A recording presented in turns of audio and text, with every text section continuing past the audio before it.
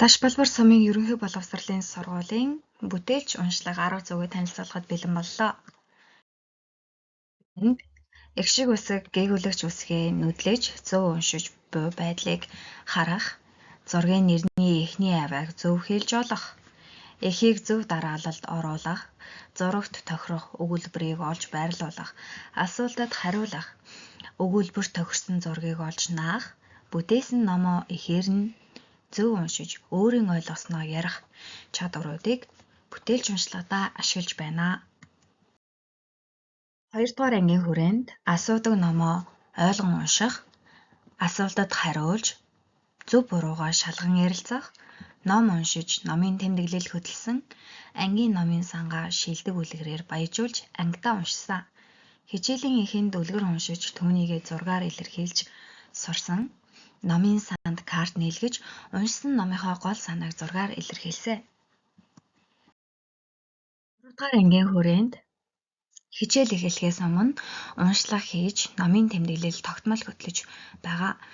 Номын гол баатрийг зургаар илэрхийлдэг. Ангийн хамгийн сайн уншигч тодруулсан 7 хоногт 3-аас 4 удаа тогтвол минутын уншлага хийж эрс бүртгэдэг. Уншлагын хувь нь 11 сартай харьцуулбал 11%-аар өссөн байна. Цахим уншлага тогтмол хийдэг. Ангиараа нэг ном уншаад дүгнэлт хийж үргэлжлүүлэн уншдаг. Номын санд карт нийлгэж тогтмол уншдаг байх нэ. 4-р ангийн хүрээнд уншсан номын тэмдэглэл хөтэлсэн, сурагч бүр номын богцтой 5 дахь өдөр бүр номын богцоо сольж уншиж хэвшсэн. Амралтын өдрөөр цахим уншлага хийдэг, хуран хүүхэлтэйгээр дүрийн тоглолт хийж үзүүлдэг. Уншигчийн карт хөтэлдэг. Ангийн номын санж ажиллуулж, эрс бүртгэж, уншсан сурагчдаас ойлгосныг нь яриулдаг. Ойлгон унших, дэвтэр хөтлөж, асуултад хариулдаг. 1-5 дугаар ангийн сурагчдад ном унших уриалга гаргасан.